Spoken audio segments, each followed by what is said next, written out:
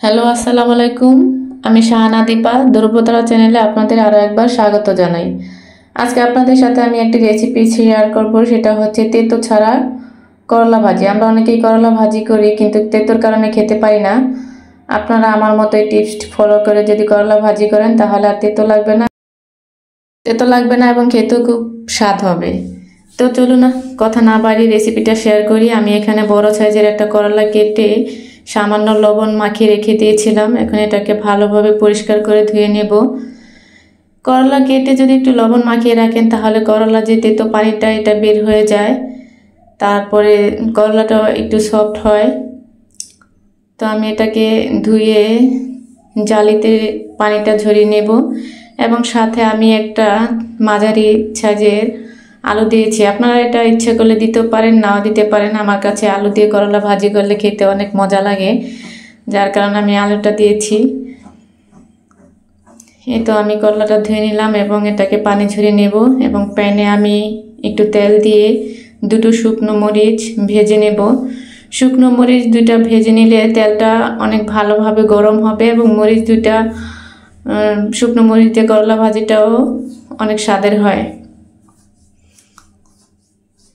তো মরিচ দুটাকে আমি ভালোভাবে নেড়ে ভেজে নেব।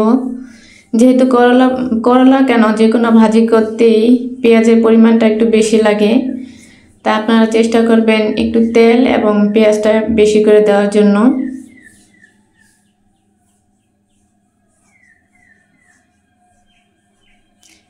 এটা আমি মরিচ দুটাকে ভালো করে ভেজে নিলাম।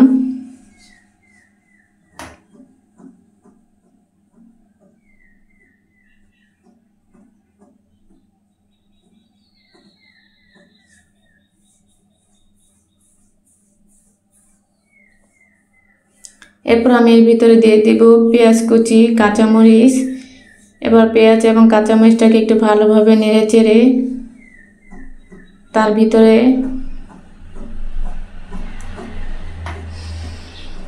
পানি ঝরিয়ে রাখা করলা কুচিগুলো দিয়ে দিব, সাথে একটু লবণ এবং সামান্য পরিমাণ হলুদ দিয়ে এটাকে আমি মাঝারি আঁচে ভেজে নেব। চুলার আঁচটা কখনো লো করা যাবে না এবং হাইও করা যাবে না। হাই করলে করলা ভাজিটা একটু পুড়ে পুড়ে যাবে, কিন্তু ভিতরে শক্ত থেকে যাবে, কাঁচা কাঁচা থেকে যাবে। এজন্য মাঝারি আঁচে ভেজে নিলে এটা ভালোভাবে সেদ্ধ হবে এবং করলার কালারটাও সেম সবুজ কালারই থাকবে। তো আমি জানি আপনারা আমার থেকেও খুব ভালোভাবে রান্না করতে পারেন, কিন্তু যদি আমার এই রেসিপিটা আপনাদের যারা নতুন তাদের জন্য অনেকটাই সহায়তা হবে। দেখুন আমি আমার করলাটাকে ভালোভাবে নেড়ে চেড়ে নিলাম। এটাকে বেশি নাড়া লাগবে না, মাঝে মাঝে একটু নেড়ে চেড়ে নিলে হবে।